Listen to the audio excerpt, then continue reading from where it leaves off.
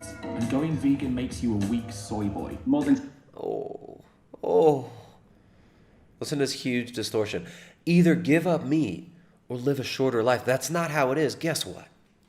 Guess what, buddy? No meat Monday, president or whatever. Um, you know who the longest living population in the world is? The longest living population in the world is Hong Kong.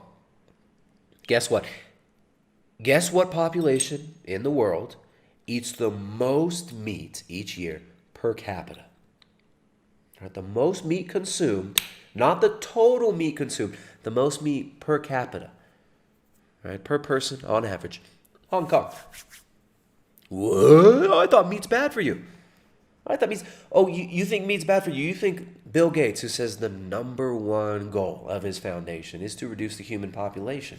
You think the Rockefeller Foundation, founded on the principles of social engineering and creating a manageable class of socially engineered underlings, do you think the Rockefeller Foundation funded and started on the very principles of decreasing human population and social engineering that human population into being malleable, good little slaves, right? Founded on the principles of eugenics and of social control?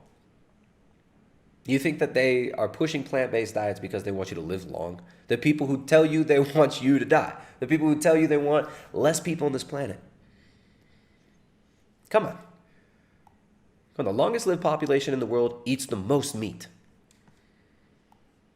In fact, every single culture consumes significant amount of animal foods and will prioritize those animal foods over plant foods, even in great abundance of plant foods, as you see in areas like these island populations in Polynesia, where there are inland populations who were at war at times with the coastal populations on some of these islands.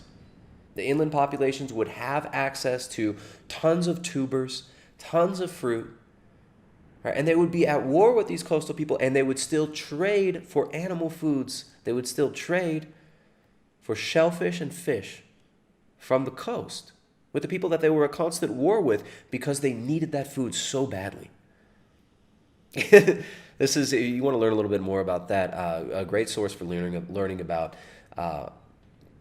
pre-Western habits as far as nutrition and health and culture goes, right before, like the what Dr. Weston A. Price called the displacing foods of commerce become the major food sources for peoples. Check out the book, Nutrition and Physical Degeneration by Dr. Weston A. Price.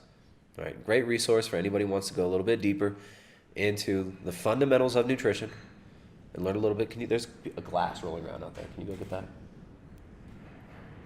that? Check that out. Weston A. Price, Nutrition and Physical Degeneration.